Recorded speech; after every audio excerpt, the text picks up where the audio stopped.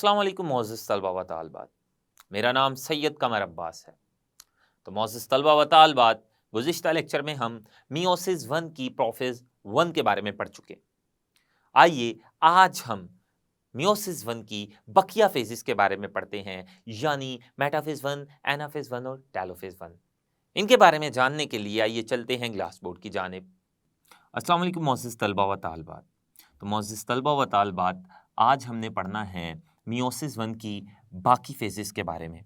इससे गुज़िश्ता लेक्चर में हम प्रोफ़ेज़ वन के बारे में तफ़सील से पढ़ चुके हैं, जिसमें हमने ये पढ़ा था कि जो क्रोमोसोम्स होते हैं, वो जोड़ों की शक्ल में आते हैं। इस अमल को साइनॉप्सिस कहते हैं और वो हर जोड़े में मौजूद 2-2 क्रोमोसोम्स एक-दूसरे के साथ क्रॉसिंग ओवर करते हैं। वो हमने तफ़सील से जाना और आखिरकार उस प्रोफ़ेज़ वन में मौजूद सेल की जो न्यूक्लियर एनवेलप होती है क्रोमोसोम्स के इर्द-गिर्द, वो टूट-फूट कर बिल्कुल गायब हो जाती है और सेंट्रियोल्स, 2 सेंट्रियोल सेल की एक कुतब या एक तरफ चले जाते हैं और 2 सेंट्रियोल सेल की दूसरी तरफ चले जाते हैं और उनसे स्पिंडल फाइबर्स या धागे निकलते हैं।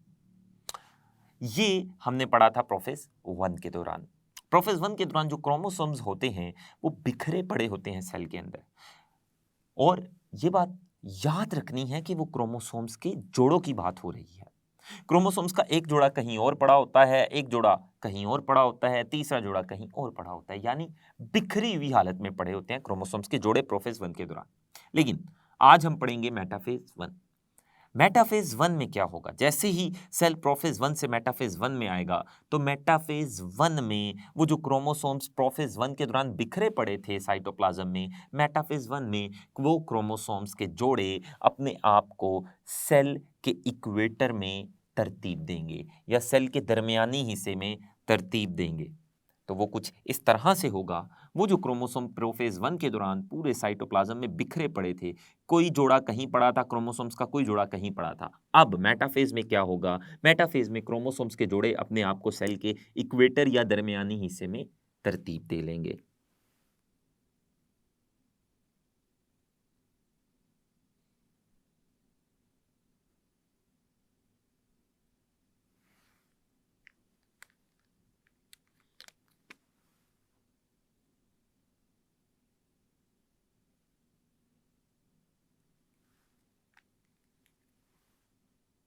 ये क्रोमोसोम्स के वो वाले जोड़े हैं, जिन जोड़ों में क्रॉसिंग ओवर हो चुकी है।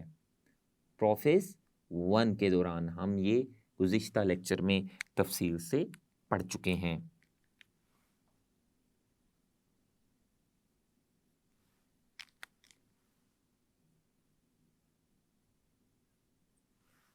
तो ये क्रोमोसोम्स के जोड़े हैं। तो मेटाफ़ेज़ वन के दौरान क्रोमोसोम्स के जोड़े अपने आप को सेल के इक्वेटर या दरमियानी हिस्से में तरतीब दे लेते हैं और सेल के दरमियानी हिस्से या इक्वेटर में एक सीधी लाइन बनाते हैं क्रोमोसोम्स के जोड़े। इस सीधी लाइन को मेटाफ़ेज़ प्लेट कहते हैं।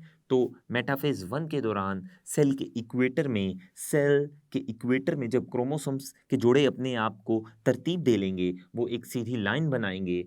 उस लाइन में क्रोमोसोम्स के बहुत सारे जोड़े होंगे और उस लाइन को मेटाफ़ेज़ प्लेट कहेंगे।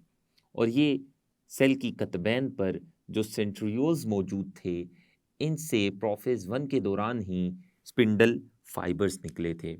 अब इन सेंट्रियोल्स से जो स्पिंडल फाइबर्स निकलते हैं, वो 2 तरह के होते हैं। वो वाले स्पिंडल फाइबर्स जो क्रोमोसोम्स के साथ जाकर जुड़ते हैं, उन्हें कहते हैं काइनेटोकोर स्पिंडल फाइबर्स। ये हमने माइटोसिस के दौरान भी पढ़ा था। और वो वाले स्पिंडल फाइबर्स जो क्रोमोसोम्स के साथ नहीं जुड़ते बल्कि मुखालिफ सिमत से आने वाले अपने जैसे स्पिंडल फाइबर्स के साथ जुड़ जाते हैं, इन्हें कहते हैं नॉन काइनेटोकोर स्पिंडल फाइबर्स। और वो वाले स्पिंडल फाइबर्स जो क्रोमोसोम्स के साथ जुड़ते हैं, उन्हें कहते हैं काइनेटोकोर स्पिंडल फाइबर। तो आप देख सकते हैं क्रोमोसोम के एक जोड़े के साथ सिर्फ 2 काइनेटोकोर स्पिंडल फाइबर जुड़े हैं। वो जो 2 काइनेटोकोर स्पिंडल फाइबर्स क्रोमोसोम के एक जोड़े के साथ जुड़े हैं, उनमें से एक काइनेटोकोर स्पिंडल फाइबर एक तरफ के सेंट्रियोल से आ रहा है और दूसरा काइनेटोकोर स्पिंडल फाइबर दूसरी तरफ के सेंट्रियोल से आ रहा है। यानी 2 मुखालिफ सिमत से आने वाले 2 काइनेटोकोर स्पिंडल फाइबर क्रोमोसोम के एक जोड़े के साथ जुड़े हैं। जोड़े के एक क्रोमोसोम के साथ एक तरफ से आने वाला spindle fibre kinetochore spindle fibre जुड़ा है और क्रोमोसोम के जोड़े के दूसरे क्रोमोसोम के साथ दूसरी तरफ से आने वाला काइनेटोकोर स्पिंडल फाइबर जुड़ा हुआ है। तो ये हमने पढ़ा मेटाफेज 1। तो मेटाफेज 1 में अगर मैं खुलासा करता चलूं क्या हुआ, वो जो बिखरे हुए क्रोमोसोम्स के जोड़े थे उन जोड़ों ने अपने आप को सेल के इक्वेटर या सेल के दरमियानी हिस्से में तरतीब दिया और उन जोड़ों के साथ जो काइनेटोकोर स्पिंडल फाइबर्स जुड़े, वो स्पिंडल फाइबर्स जो जोड़ों के साथ जुड़ते हैं कहते हैं काइनेटोकोर स्पिंडल फाइबर्स, और जो जोड़ों के साथ क्रोमोसोम्स के साथ नहीं जुड़ते उन्हें कहते हैं नॉन काइनेटोकोर स्पिंडल फाइबर्स। तो ये हमने पढ़ा मेटाफेज में। तो मेटाफेज 1 में क्या हुआ, क्रोमोसोम्स के जोड़ों ने सेल के इक्वेटर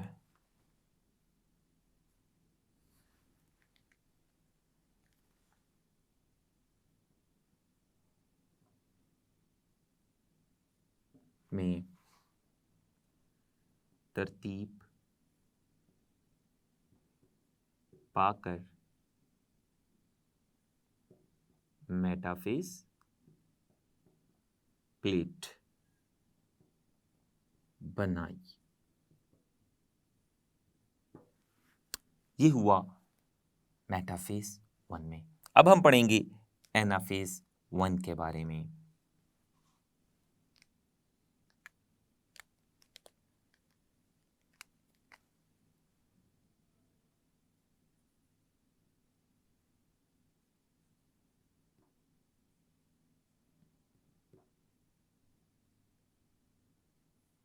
तो एनाफेज 1 में क्या होगा, एनाफेज 1 के दौरान वो जो क्रोमोसोम्स के जोड़े थे जो सेल के इक्वेटर में तरतीब पाए हुए थे, एनाफेज 1 के दौरान क्या होगा, एनाफेज 1 के दौरान इन जोड़ों में मौजूद क्रोमोसोम्स एक दूसरे से जुदा जुदा अलग अलग हो जाएंगे। कैसे अलग अलग होंगे, आइए हम जानने की कोशिश करते हैं। तो ये वाला सेल जो कि मेटाफेज की हालत में था, मेटाफेज 1, और इससे पिछले वाला जो सेल था वो प्रोफेज की हालत में था, प्रोफेज 1। अब ये सेल मेटाफेज 1 से जाएगा एनाफेज 1 में। जैसे ही सेल एनाफेज 1 में आएगा उस वक्त क्रोमोसोम्स के जो जोड़े थे उन जोड़ों में मौजूद क्रोमोसोम्स एक दूसरे से जुदा जुदा हो जाएंगे, यानी हर जोड़े के क्रोमोसोम्स एक दूसरे से अलग अलग हो जाएंगे। हर जोड़े का एक क्रोमोसोम एक तरफ और हर जोड़े का दूसरा क्रोमोसोम सेल की दूसरी तरफ चला जाएगा। लेकिन कैसे ये मुमकिन होगा, ये जानने के लिए हम डायग्राम से इसकी वजाहत करते हैं। तो ये सेंट्रियोल्स थे,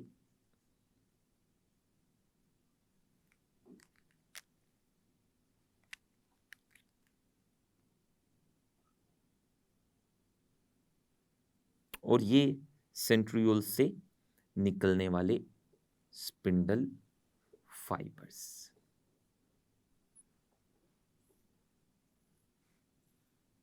अब हुआ कुछ यूं, ये जो क्रोमोसोम्स के जोड़ों के साथ मेटाफेज प्लेट में मौजूद क्रोमोसोम्स के हर जोड़े के साथ जो काइनेटोकोर स्पिंडल फाइबर जुड़े हैं, और मैंने बताया था कि हर जोड़े के साथ दो काइनेटोकोर स्पिंडल फाइबर जुड़े हैं। एक काइनेटोकोर स्पिंडल फाइबर एक तरफ से आ रहा है और दूसरा काइनेटोकोर स्पिंडल फाइबर दूसरी तरफ से आ रहा है। अब होगा कुछ यूं, ये जो मुखालिफ सिमत से आने वाले काइनेटोकोर स्पिंडल फाइबर्स हैं ये सिकुड़कर छोटे हो जाएंगे।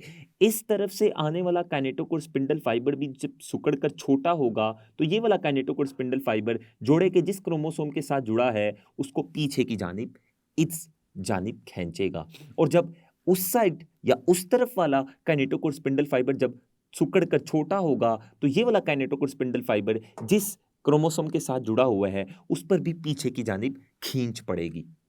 तो इस तरह से ये जो हर जोड़े के दो दो क्रोमोसोम्स हैं ये एक दूसरे से दूर खींचे चले जाएंगे। हर जोड़े का एक क्रोमोसोम सेल की एक तरफ चला जाएगा और दूसरा क्रोमोसोम हर जोड़े का सेल की दूसरी तरफ चला जाएगा, और ये इस वजह से हो रहा है क्योंकि उन क्रोमोसोम्स के जोड़ों के साथ जो काइनेटोकोर स्पिंडल फाइबर्स जुड़े हुए हैं वो पीछे की जानिब खिंचते हैं। एक तरफ से आने वाला काइनेटोकोर स्पिंडल फाइबर उस तरफ खींचता है पीछे की जानिब, और दूसरी तरफ से आने वाला काइनेटोकोर स्पिंडल फाइबर दूसरी तरफ पीछे की जानिब खींचता है, जिसकी वजह से उन काइनेटोकोर स्पिंडल फाइबर के साथ जुड़े हुए क्रोमोसोम्स भी उनके साथ पीछे की जानिब खींचेंगे, सेल की दो तरफ की जानिब खींचेंगे, जिससे होगा क्या, हर जोड़े के क्रोमोसोम्स एक दूसरे से जुदा जुदा हो जाएंगे और कुछ इस तरह का मंजर पेश करेंगे।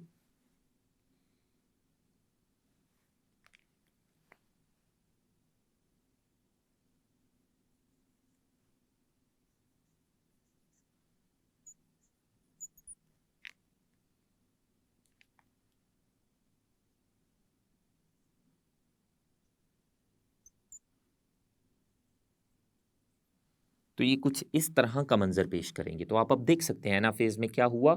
एनाफेज में वो जो काइनेटोकोर स्पिंडल फाइबर थे वो सिकुड़े, छोटे हुए, और उन्होंने जिस क्रोमोसोम के साथ वो जुड़े थे उन्हें भी पीछे की जानिब खींचा।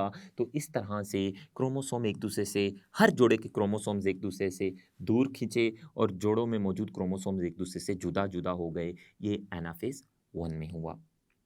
तो एनाफेज 1 के दौरान आधे क्रोमोसोम्स सेल की एक तरफ चले गए और आधे क्रोमोसोम सेल की दूसरी तरफ चले गए।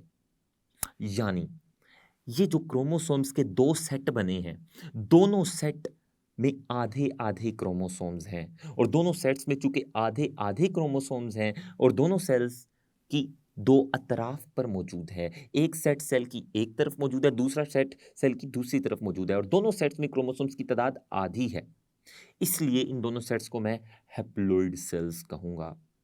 तो हैप्लॉइड सेट्स बने क्रोमोसोम्स के, तो क्रोमोसोम्स के दो हैप्लॉइड सेट बन गए, एक एक तरफ और दूसरा सेट क्रोमोसोम का सेल की दूसरी तरफ। ये हुआ एनाफेज 1 में। अब हम पढ़ते हैं टेलोफेज 1। एनाफेज 1 में क्या हुआ ये हम लिखते चलें। एनाफेज 1 में जोड़ों में मौजूद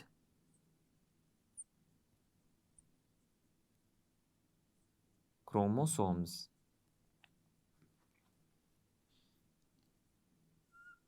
एक दूसरे से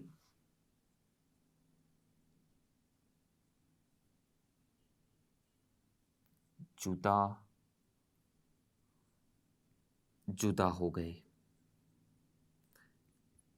और इस तरह से सेल की दोनों तरफ पर क्रोमोसोम्स के दो हैप्लॉइड सेट बन गए। हैप्लॉइड सेट्स उन्हें इसलिए कह रहे हैं क्योंकि दोनों में आधे आधे क्रोमोसोम्स हैं। टोटल सेल के अंदर 6 क्रोमोसोम्स थे, 6 में से 3 सेल की एक तरफ चले गए और 3 दूसरी तरफ चले गए। तो दोनों सेट्स में आधे आधे क्रोमोसोम्स है, इसलिए दोनों सेट्स हैप्लॉइड सेट्स कहलाएंगे। और ये जो तीन तीन क्रोमोसोम्स के दो सेट बने हैं हैप्लॉइड सेट्स, इन दो सेट्स में मौजूद क्रोमोसोम्स में हर क्रोमोसोम में दो दो क्रोमैटिड्स हैं। ये आपने लाजमी याद रखना है। तो ये था एनाफेज 1। अब हम पढ़ेंगे टेलोफेज 1 के बारे में।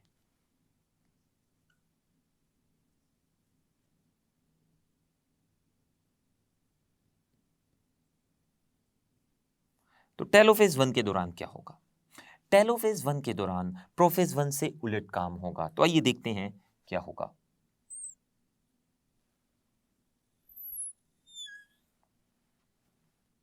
टेलोफेज 1 से पहले जो एनाफेज 1 थी उसके दौरान हर जोड़े के क्रोमोसोम्स एक दूसरे से जुदा जुदा हो गए, जिसकी वजह से सेल की दोनों तरफ पर क्रोमोसोम्स के दो हैप्लॉइड सेट बन गए और हर सेट में मौजूद क्रोमोसोम्स के दो दो क्रोमैटिड्स थे। और अब आएगी टेलोफेज 1। टेलोफेज 1 में क्या होगा, हर सेट के जो क्रोमोसोम्स थे वो खुलना शुरू हो जाएंगे। जब क्रोमोसोम्स खुलते हैं तो क्रोमोसोम्स के खुलने की वजह से क्रोमोसोम से वो जो बारीक और ढीला धागा है वो बन जाता है।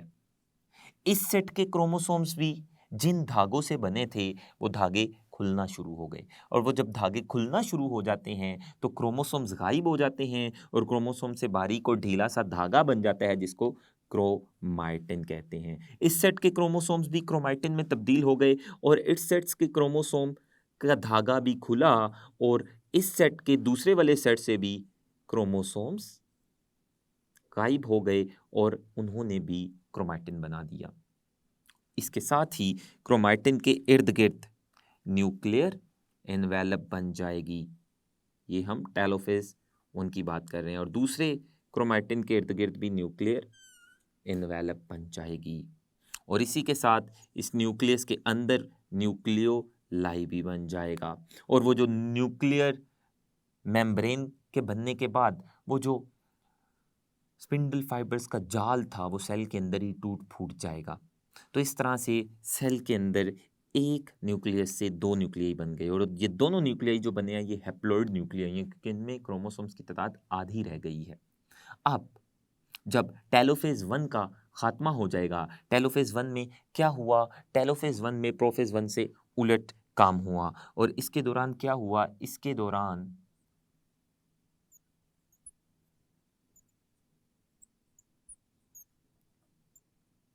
क्रोमोसोम्स ने दोबारा से क्रोमैटिन बना दिया,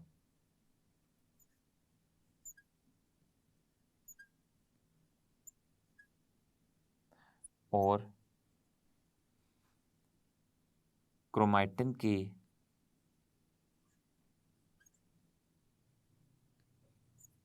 इर्द गिर्द,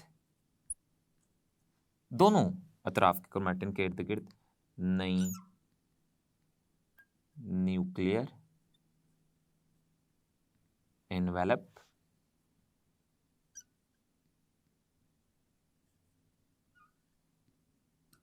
बन गई। तो ये था टेलोफेज 1। अब टेलोफेज 1 के बाद ये थी कैरियोकाइनेसिस की, मियोसिस 1 की कैरियोकाइनेसिस की 4 फेजेस। टेलोफेज 1 उसकी आखिरी फेज थी। टेलोफेज 1 के बाद साइटोकाइनेसिस होगी। साइटोकाइनेसिस में हम जानते हैं साइटोप्लाज्म दरमियान से तकसीम हो जाएगा। जब साइटोप्लाज्म दरमियान से तकसीम हो जाएगा, और साइटोप्लाज्म के तकसीम होने को साइटोकाइनेसिस कहते हैं। जानवर के सेल में साइटोकाइनेसिस सेल मेम्ब्रेन के अंदर की तरफ दबने से होती है, जबकि पौधे के सेल में साइटोकाइनेसिस सेल वॉल के बनने की वजह से होती है, 2 न्यूक्लियाई के दरमियान। तो ये एक सेल 2 सेल्स में तकसीम हो जाएगा। तो इस एक सेल में जब साइटोकाइनेसिस हो जाएगी, यानी इसका साइटोप्लाज्म दरमियान से तकसीम हो जाएगा, तो इस एक सेल से 2 नए सेल बन जाएंगे।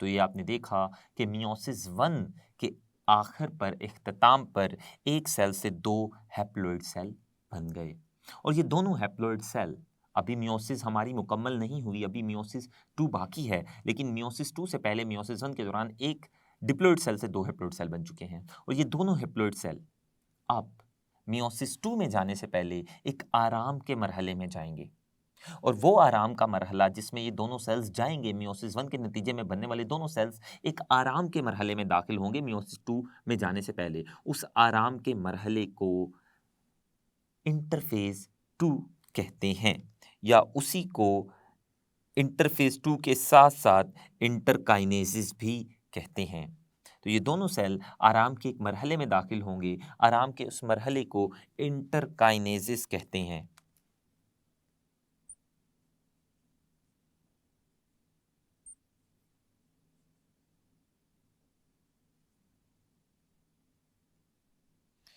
इंटरकाइनेसिस या इंटरफेस 2, इसके दौरान ये इंटरफेज ऐसी इंटरफेज है जिसमें क्रोमोसोम्स की डुप्लीकेशन का अमल या एस फेज नहीं होती। इंटरफेस 2 इंटरफेस की एक ख़ास किस्म है जिसमें डुप्लीकेशन का अमल या एस फेज मौजूद नहीं होती। G1 फेज भी होती है और G2 भी, लेकिन एस फेज यानी क्रोमोसोम की डुप्लीकेशन का अमल नहीं होता। ऐसी इंटरफेस को इंटरफेस 2 या इंटरकाइनेसिस कहते हैं, और मियोसिस 1 के नतीजे में बनने वाले 2 सेल्स इसी मरहले में जाते हैं। यहाँ आने के बाद कुछ देर इस मरहले में रहने के बाद, इंटरफेस 2 में रहने के बाद, ये दोनों सेल मियोसिस 2 में जाएंगे, और मियोसिस 2 की तफसील हम आने वाले लेक्चर में पढ़ेंगे।